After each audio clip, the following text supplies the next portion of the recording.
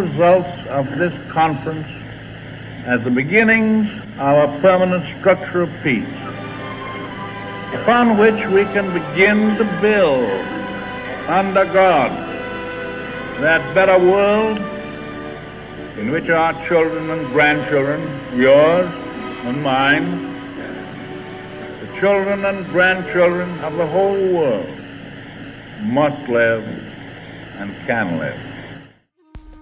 On September 18, 1931, the Kwantung Army of the Empire of Japan invaded Manchuria, the northeast corner of China.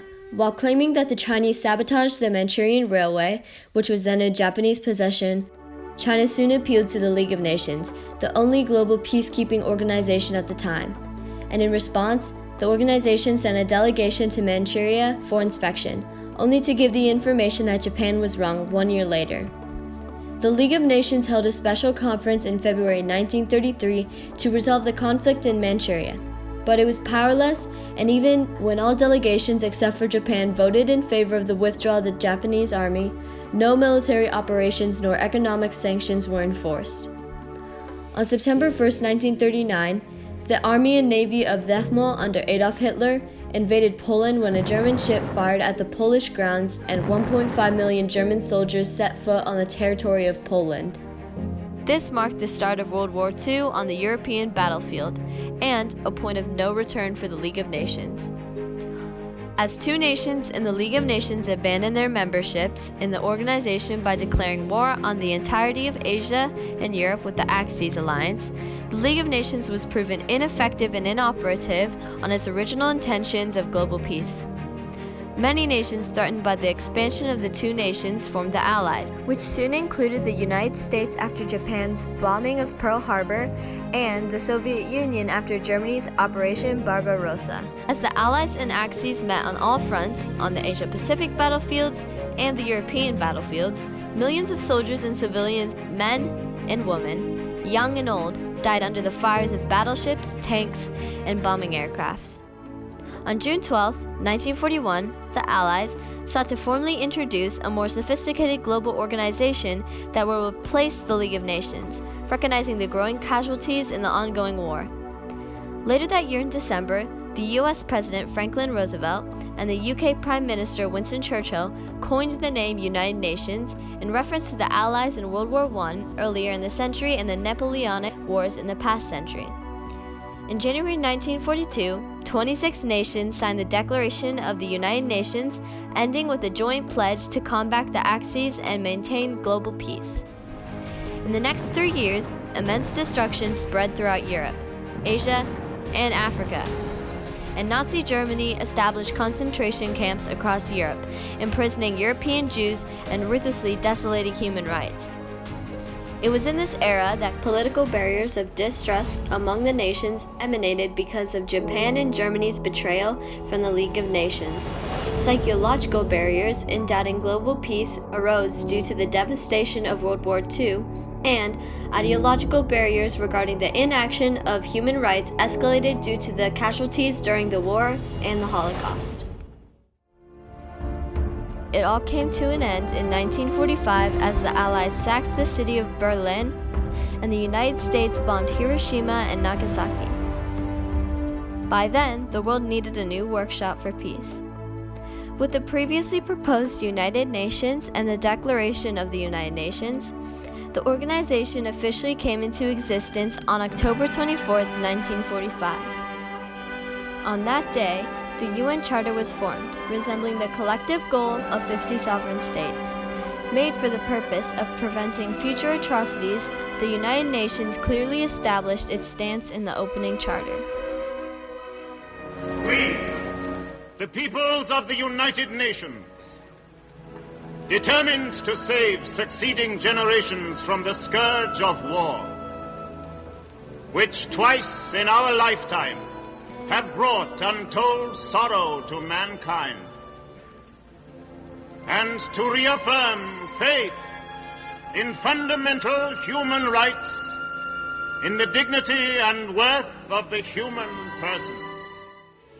As nations pledged powerfully in the premonitory clauses of the UN Charter to maintain global peace, the United Nations yielded a space for 50 nations to work together in its establishment of democracy and collective decision. There were many who doubted that agreement could ever be reached by these 50 countries, differing so much in race and religion, in language and culture. But these differences were all forgotten in one unshakable unity of determination to find a way to end war. In the following decades, the United Nations opened itself to all sovereign states that wished to contribute towards global peace, and in the end, approved Japan in 1956 and both states of Germany in 1973 as its member nations. As all member nations began to accept suggestions from non-binding resolutions discussed in the General Assembly regardless of their stance in World War II, and enforce actions from binding resolutions in the Security Council, the world saw a higher degree of international trust, and such trust broke the political barrier that permeated international relationships since the onset of World War II. People sometimes say, well, it's just a discussion group. But you know what? I think discussion, airing of problems, is always better than war. It's better than no discussion because it helps promote understanding. In the years following the formation of the United Nations mindset was that of reconciliation.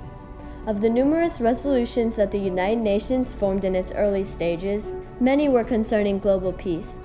Soon after World War II, tensions around the world began to rise on religious and political grounds, and the UN sought to carry out its first peacekeeping operations. As stated in Chapter 7 in the UN Charter, the United Nations may settle international disputes through both military and non-military means.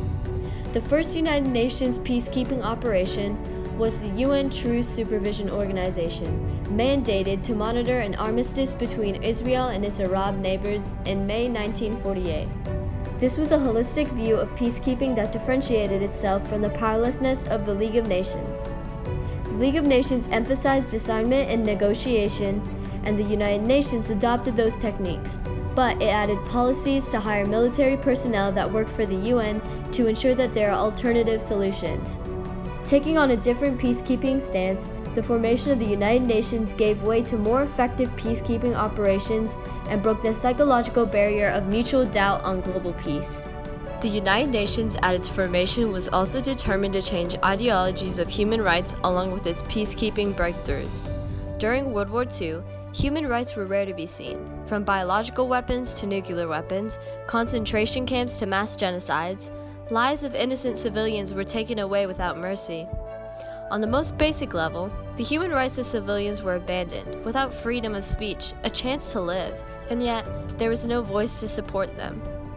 3 years after the formation of the United Nations, representatives with different legal and cultural backgrounds from all over the world met in Paris and formed the Universal Declaration of Human Rights. The document was a common standard for all peoples and all nations. In Article 1, the Universal Declaration of Human Rights showed its resentment towards the inhumane and unhumanitarian acts during World War II, and it quotes, "All human beings are born free and equal in dignity and rights. They are endowed with reason and conscience and should act towards one another in a spirit of brotherhood." It is in these words that the fundamental aspects of human rights were officially and universally addressed, catalyzing the formation of several UN organs that will soon address countless issues that violate these human rights. The United Nations emerged as a common platform for all member nations, a stronger peacekeeping organization than its predecessor, and a long-lasting advocate of universal human rights. Similar stories like those of UNICEF have made an impact on the lives of the unfortunate. The overarching thing that UNICEF has done, and a huge contribution of the organization, is to expand the concept of human rights. There are many, many children who are alive and many, many children who are educated because of the work we did, of which I was a part.